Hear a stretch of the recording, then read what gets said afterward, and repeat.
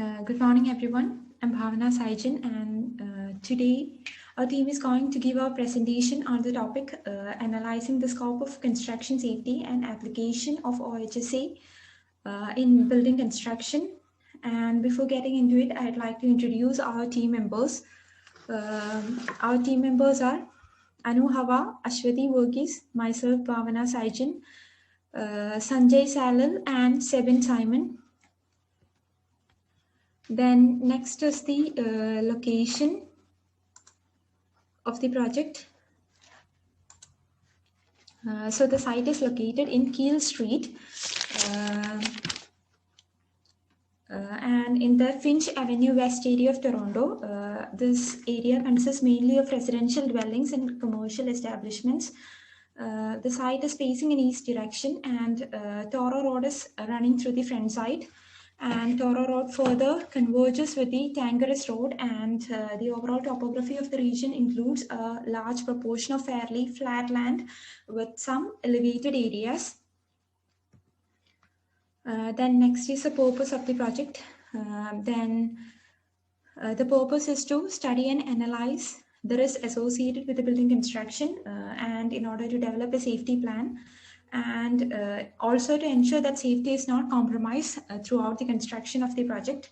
Then also to ensure that everything is done according to the safety regulations and OHSA.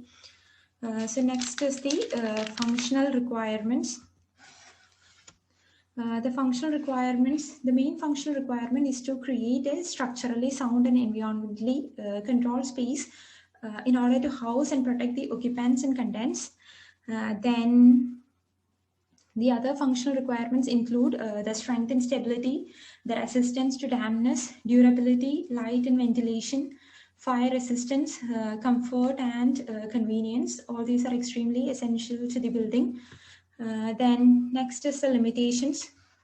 The main limitations were the calculations on construction durability were not made. So these were not done in order to keep the project within the reasonable limits. Then the groundwater fluctuates seasonally, so localized dewatering is required. Then there is extreme weather conditions, so delay in construction can also happen due to extreme weather conditions. Then a lot of risks are also there associated with the cut and trench excavation. Then no sustainable construction techniques were adopted in the building, and so such measures could have been planned and converted into an energy efficient undertaking. It could have been done. Then next is the assumptions. So first is the earthwork and demolition. So we assume complete demolition of existing structures. Next is paving. Asphalt and concrete paving is considered. Then garage structure, precast concrete structured garage is done. Then an electrical room is provided in the ground floor. Then next is firewalls. The firewalls extend from the ground to the underside of the roof. Then stair system, a claw stair system with metal handrails are provided. Then laborers work for about 40 hours per week, and the number of workers in the site is 15, and with not more than 6 persons at a time. Then budget and everything, it is seen that everything is kept within the limit. And quality, we see that everything is done according to the standards and specifications. We check the quality of raw materials, whether it's according to the specifications and all. Then next is the project delivery system. So we are given an assumption that the owner lacks technical knowledge about the construction process. And in our case, the owner also wants the project to be completed within a fixed duration and fixed budget.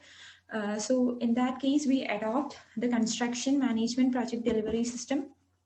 And another advantage of the system is that there is faster project delivery, and the owner can even fix the final cost even before the starting of the project. Then next is the roles and responsibilities. The main roles and responsibilities of the workers are they should wear and appropriate clothing and personal protective equipment. They should also understand and follow the safety program and job site work procedures.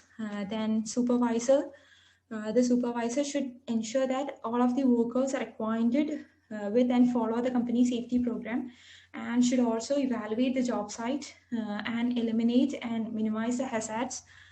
Then next is employees. Employees should provide employer should provide the required first aid and equipment, and evaluate the worksite hazards and take necessary steps to protect the workers.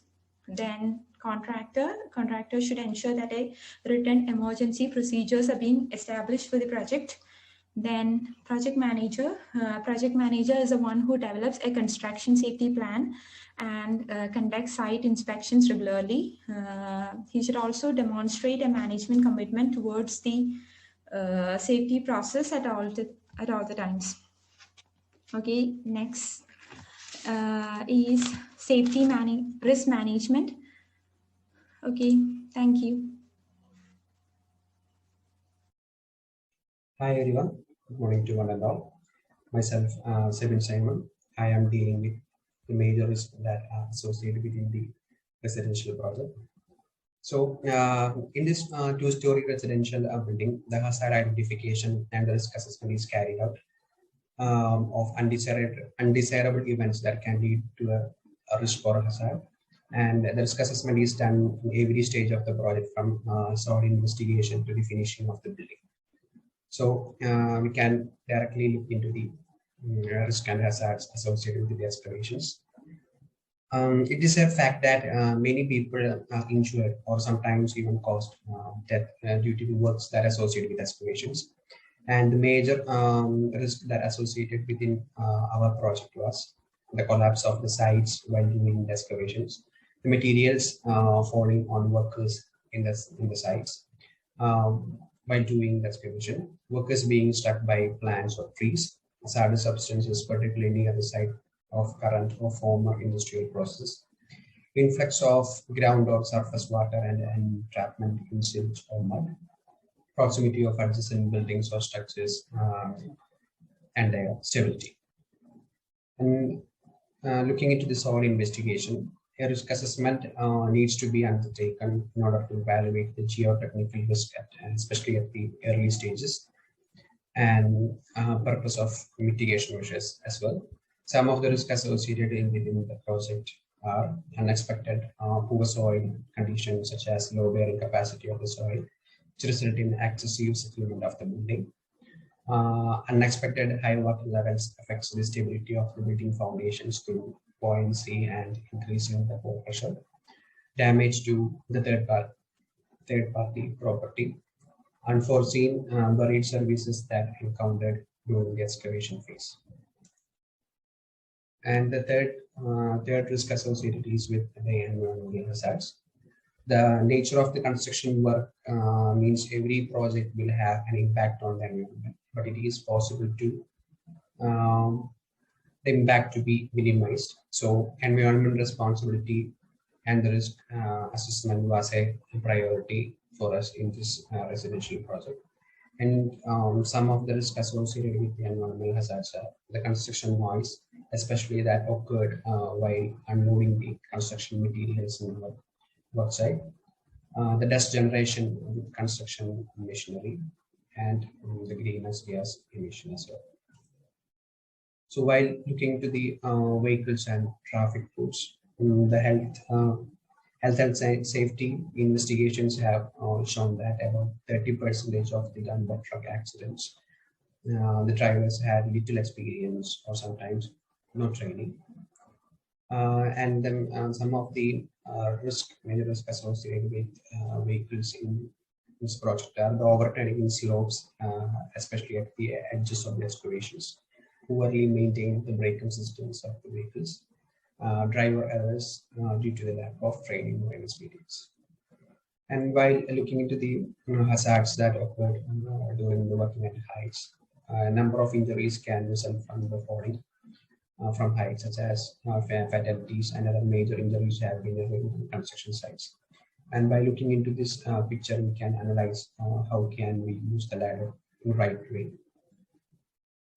And the major risk associated with the scaffolding in our site where injuries can occur while erecting and dismantling the scaffolding. Workers operating on the scaffolding are the risk of falling if there is a lack of proper installation of battery.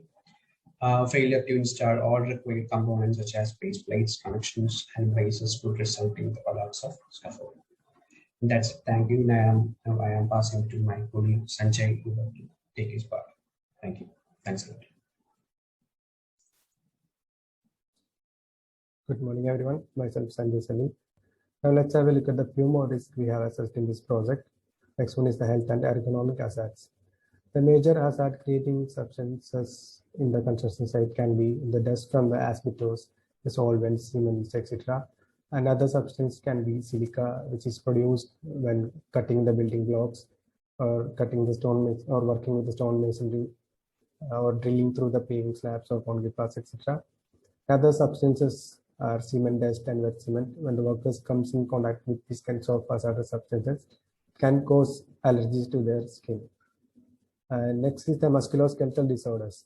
These types of hazards are created when the workers repeating exertions forcefully for a prolonged period, or when they are working with the awkward or unmoving positions. It can bring some harmful effects to their spine, joints, etc. Next is the construction waste. The construction waste is created when irresponsible and improper cutting of beam, steel reinforcements, pipes, wires, etc. has been done. When some of the pieces are carelessly left in the construction site, it can be harmful to the workers as well as the people visiting the construction site. Next comes the electrical hazards. The major risk associated with the electrical hazards are through the overhead power lines. When the workers are working at a particular heights or when they are working on scaffolds, ladders, etc., they can be exposed or they can come near the overhead power lines. So they have to be very careful while working at heights. And when the excavation duty is carried out, they have to be careful about the underground supply lines also. Now let's have a look at the risk assessment matrix we have created for this project. In the first column, we have listed the activities, the construction activities. In the second column, we have listed the probability of occurrence of risk when carrying out these activities. And in the next column, we have listed the impacts it can have on the affected person. If you look at the impacts, two of the activity has major impact. That can be electrical hazards and working at heights. In this type of risk, even workers can even cause death. Next is the coordination of the construction process. Coordination of all processes in the construction work is essential for the successful delivery of the project. In this project, from the scope itself, we have identified all the risks related to this project. After that, we have made a response plan based on the risk assessment. Simultaneously, we have planned for the scope, duration, communication, resource management, etc. After that, we have also coordinated during the execution and monitoring of the project. Finally, we have inspected the project thoroughly before delivering the project. Thank you. Now I pass to my teammate Anu to continue with the presentation. Hi everyone, my name is Anu Hava and I am going to talk about the safety plan based on the risk assessment. Actually, every person involved in this project has the responsibility to do their part in the way it is required to identify and overcome the risk encountered. Let's see what we can do to prevent the risk and hazards associated with excavation based on this plan. In order to prevent collapse of the site, we can use different types of sheeting, and that includes sheet piling, lagging, slurry walls, and soil angles. What method we can use in this particular project is based on the availability of material and workmanship. Next, usage of personal protective equipment. To prevent injuries during the excavation work, all the workers are required to wear personal protective equipment, and those are head protection, hard hat, safety glasses, earplugs or earmuffs, safety footwear, safety gloves, and fall protection equipment. Let's see what are the other safety measures for workers in the site. For all construction work sites, it is required to keep fire extinguisher, spills containment equipment, first aid kit, fire protection, medical resources, and other materials in place. Since there are more than 6 workers working in the site simultaneously, all the policies in writing should be displayed in location where the workers can easily see them. It is important to maintain a reliable equipment for communication along with a backup system for communication in the site. All the important and relevant data regarding to the communication systems should be posted near to the phone. Let's see what we can do to deal with the hazardous substances. Actually, all the workers in the site should be aware about the hazardous substances. We can use some kind of method to reduce the usage of hazardous substances, and that include eliminating toxic substances which are not necessary for this project and replace the materials with a less hazardous one. We can also use some kind of engineering methods or techniques for this purpose, and that include design modifications, guards, physical barriers, enclosures, ventilations, and so on. It is really important to have proper and adequate administrative controls over the usage of hazardous substances.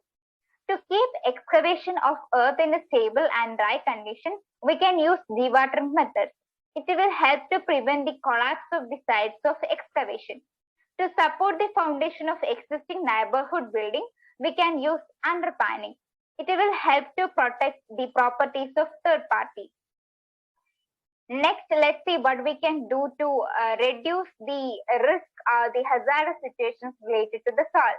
In order to do that, we should properly review all the available data to ensure that the geotechnical investigation is correctly designed, planned, and managed. Since this site is related to higher water level, we can use in-situ pumping tests to deal with that. It is really important to collect all the data regarding to the existing services to identify the risk areas. It should be consulted with local authorities and third parties to get proper ideas and solutions. All the pre-construction condition surveys should be executed at early stages of the construction to avoid damages to third-party property. And it is really important to file all the required insurances before the commencement of the construction work. Next, strategies for environmental hazards. It is essential to plan the work such as noisy or dusty activities that are carried out in works at times when they have least impact on adjacent neighborhood properties. The excess soil from cutting and filling should be properly transported from the work site to the dumping areas as soon as possible. Construction waste should be properly managed, cleared, and removed from the construction site when each work is done. We can also use less carbon emission materials, and we can accommodate more sustainable materials for this project also. So that's all about it. Next, I'm inviting Ashwati to take over from here. Thank you, Anu. Good morning, one and all. Myself, Ashwati Verghese, and here I am continuing with the topic, safety plan for vehicles and traffic roads. In a construction site, while we are working around the vehicles, it can cause serious injuries and may even lead to death. The struck by hazard situation can be avoided by taking adequate measures like by assigning trained signalers and equipment operations, by separating pedestrian and vehicular path using some barriers, and it is better to use a one-way system to avoid, even if it is daytime or nighttime. Now, the next safety plan while working at heights. Here in this project, the height of the building is more than 3 meters and it is required to install guardrail system. But unfortunately, here it cannot be used, and the methods used here for controlling hazards needing to fall include adequate supervision, inspection, and work planning, use of appropriate and adequate engineering controls as well as administrative controls, and the usage of personal protective equipments, and a system in which a lifeline is attached to an independent fixed support. And moreover, the workers are given with adequate training and instructions on the use of fall protection system. Next, the safety plan if health and ergonomic hazards occur. For preventing health and ergonomic hazards, the employers are required to investigate on possible hazards related to job. And the worker should be restricted from exposure to hazards and then given with proper advice and training related to their job and working environment. They should be motivated to participate in all programs related to health and safety so that their knowledge can, so that they can gain more knowledge about how to be safe in a working environment. And inspection should be conducted regularly to make sure that the workers are with enough preventive measures. Next, how to dispose construction waste safely. The safety plan to remove or to reduce the waste materials is according to the type of waste materials. All the workers are allowed to follow design so that we can minimize the formation of waste materials. And the waste material shall be disposed by burning, following the local fire regulations. All the solvent waste, oily racks, and flammable liquids shall be kept in fire-resistant sealed containers until removed from the work site. Signals of warning of the hazard of falling construction waste material shall be posted at each level so that it can avoid some injuries for the workers. Removal of debris shall not be permitted in the lower area until debris handling stops the above, or else it will be extra work for the workers. Alteration or repairs, foam and lumber with protruding ends shall be removed from passages, stairs, working areas, and around the buildings in order to protect the workers from being injured. Combustible scrap and debris shall be removed at regular intervals during the construction. Or at last, at the end stage of the project, the amount of waste materials will be very high. Next, the safety plan to avoid electrical hazards. OHSC standards describes on the design and use of electrical equipments and systems. Here in this project, according to the standards, equipments which are approved or after testing organizations are only used in the workplace to ensure that it is safe. And the locating or enclosing electrical equipments operating at 50 volts or more to avoid accidental contacts with its live parts. Then conspicuous signs must be posted at the entrance to the electrical rooms and similar locations to alert people to the electrical hazard and to forbid entry to the unauthorized people. Signs like danger, warning, or caution should be posted at the entrance of the rooms. And then an equipment ground can be used to protect the equipment operation. It furnishes a second path for the current to pass through from the tool or machine to the ground. This additional ground safeguards the operator if a malfunction causes the tool's metal frame to become energized. The resulting flow of current may activate the circuit protection devices. Then the electrical accidents are largely preventable through safe work practices, and workers are asked to follow some of the practices like de-energizing electrical equipments before inspection or repair, keeping the electrical tools properly maintained, and exercising caution when working near energized lines, and finally using appropriate protective equipment. During any inspection or repair job, the electricians are also asked to turn the current off at the switch box and padlock the switch in the off position. Securely tagging the switch or controls of the machine or equipment which is logged out of service gives an idea to everyone in the area which equipment or circuits are being inspected or repaired. And only qualified electricians with training certificates in safe lockout procedures are allowed to maintain electrical equipments. These are the references from where we got all this information. And thank you for hearing us, and thank you so much.